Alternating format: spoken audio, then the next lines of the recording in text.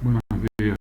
Hoy nos toca ver o hoy comenzaríamos a ver el caso o la parte de la física que estudia las cargas eléctricas y bueno, las fuerzas que hay entre ellas y todo eso. En principio, entonces comenzaríamos con el electromagnetismo, algunas definiciones, que es el electromagnetismo, la carga eléctrica, la estructura de la materia, fuerzas, potencial y campo eléctrico, dipolo eléctrico, capacidad, capacitores en serie y paralelo y corriente eléctrica y resistencia. El electromagnetismo es la rama de la física que estudia la interacción entre las cargas eléctricas y magnéticas. O sea, hace un tiempo ya estamos llegando a los 200 años lentamente, pero allá por mediados del 1800, 1860 más o menos, Maxwell, un científico, se dio cuenta de que las fuerzas eléctricas y magnéticas eran en realidad una sola, dos caras de una moneda. Y bueno, hoy tenemos su legado, que son las ecuaciones de Maxwell, y ahí se puede ver exactamente lo que estoy diciendo, digamos. Pero esencialmente nosotros no vamos a llegar tan lejos porque no se escapa a lo alcance de la materia. Aparte, ya cuando hablamos de campo magnético no queda más remedio que usar el cálculo, o sea, saber integrar y derivar, el análisis matemático en otras palabras, y bueno, nosotros no vamos a llegar a tanto. Entonces, comenzando con las cargas eléctricas, esto es algo que seguro que todos lo tienen que manejar, es algo que se ve en la escuela primaria o secundaria, que normalmente hay dos cargas eléctricas. Al contrario, nosotros habíamos visto o habíamos hablado de las fuerzas gravitatorias y las fuerzas eléctricas o electromagnéticas como las únicas conocidas. Al contrario que en la fuerza gravitatoria, acá tenemos dos tipos de carga. En la fuerza gravitatoria solo teníamos la masa y es de un solo signo. Ahora vamos a tener dos signos, uno positivo y otro negativo. Entre las cargas de signos iguales existe, o la fuerza que aparece es repulsiva, y cuando las cargas son de distintos signos, entonces la fuerza es atractiva. Al contrario que en la gravedad, que la fuerza siempre es atractiva. No hay distintos signos y aparte la fuerza siempre es atractiva. Cuando tenemos una molécula que tiene igual número de protones que de neutrones, que de electrones, entonces tenemos una molécula neutra, y cuando aparecen o están desbalanceadas esas cargas, aparecen números inferiores a electrones, por ejemplo, o superiores a electrones. Eso es lo que pasa en la práctica con las moléculas, superiores a los protones, o inferiores al número de electrones inferior a los protones. Entonces tenemos una molécula ionizada. Por convención se eligió la carga positiva como la del protón y la carga negativa como la del electrón. Obviamente, si nosotros cambiamos eso, como en casi todos los sistemas de referencia o en todos los sistemas de referencia que hemos visto, los cálculos tienen que salir exactamente iguales y darnos bien lo que corresponde.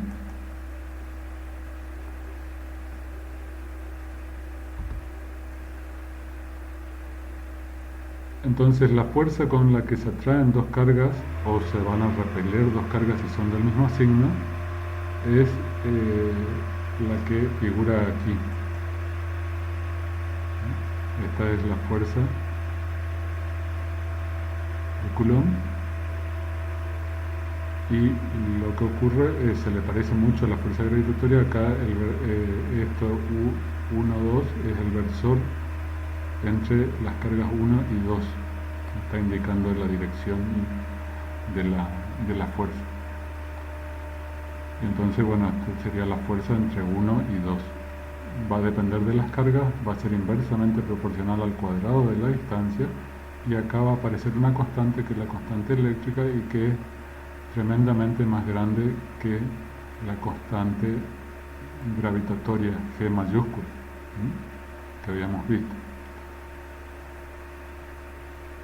Obviamente entonces esta fuerza es tremendamente superior, mucho más grande a la fuerza gravitatoria, pero como habíamos dicho antes, la fuerza gravitatoria es la que rige nuestras vidas a nivel macroscópico. Sin embargo, a nivel molecular, a nivel microscópico, la que está o la que va a regir nuestra existencia o los procesos biológicos en realidad es la fuerza eléctrica o la fuerza electromagnética. Ya hemos empezado a ver o ya hemos visto algo cuando vimos la visión y el sonido, que en definitiva se traducen a impulsos nerviosos, que son en definitiva también corrientes eléctricas.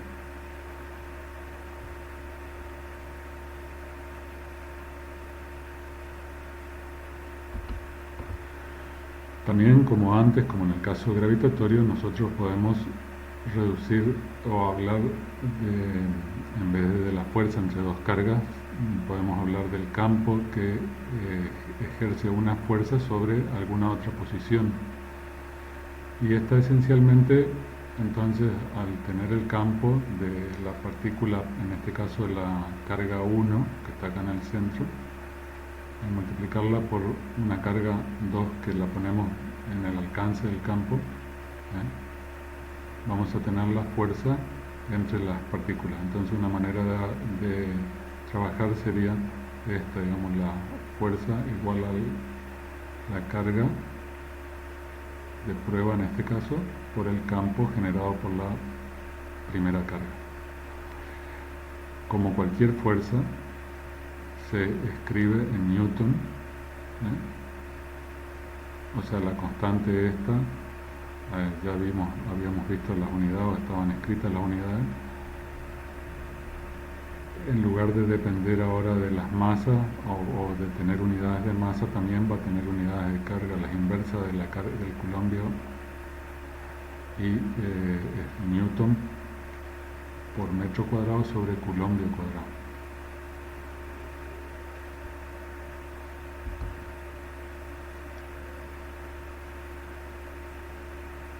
Bueno, la definición exacta del coulombio se extrae hoy día a partir de también de la corriente eléctrica o del campo magnético. Pero lo importante es que el valor ahora, o sea, el valor de la carga eléctrica acá, esto normalmente se escribe en minúscula, E minúscula, ahora lo voy a corregir.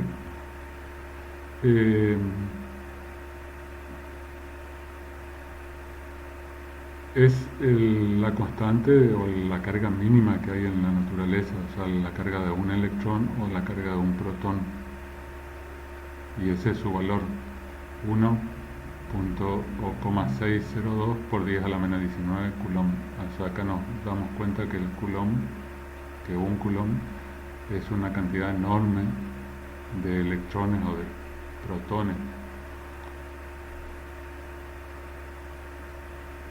Normalmente también nosotros, o la ley de Coulomb esta, se aplica para cargas en reposo. Nosotros cuando tenemos cargas en movimiento no hay más remedio que usar realmente lo que corresponde, que es el electromagnetismo.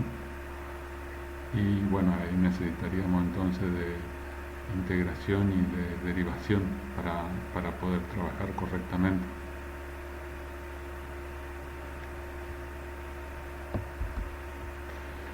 Como antes, como en el caso que vimos en mecánica, digamos, los vectores o la fuerza o el campo, ya depende de lo que estemos hablando. Acá estamos hablando del campo en un punto P debido a tres cargas.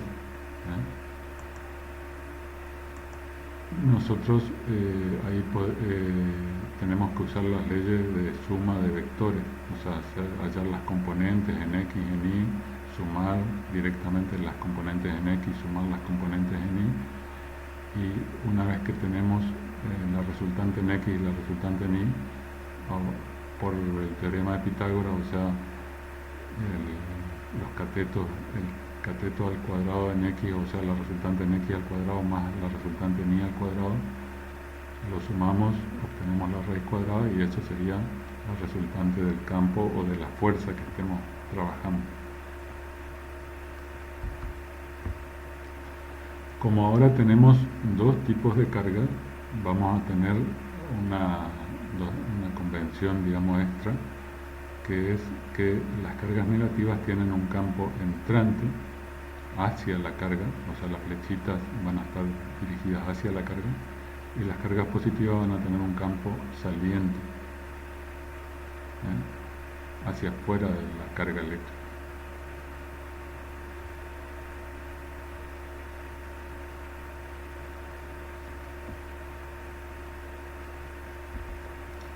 Y cuando tenemos una combinación de cargas, entonces las líneas de campo en principio irían de la carga positiva a la negativa, pero obviamente, como se ve acá, hay algunas que no llegan a la otra carga o se irían hasta el infinito y volverían, no están perfectamente compensadas. Y acá tenemos un ejemplo de cuando las cargas son del mismo signo, por ejemplo en este caso positiva, entonces los campos eléctricos son, el campo eléctrico se dibuja saliente a las cargas.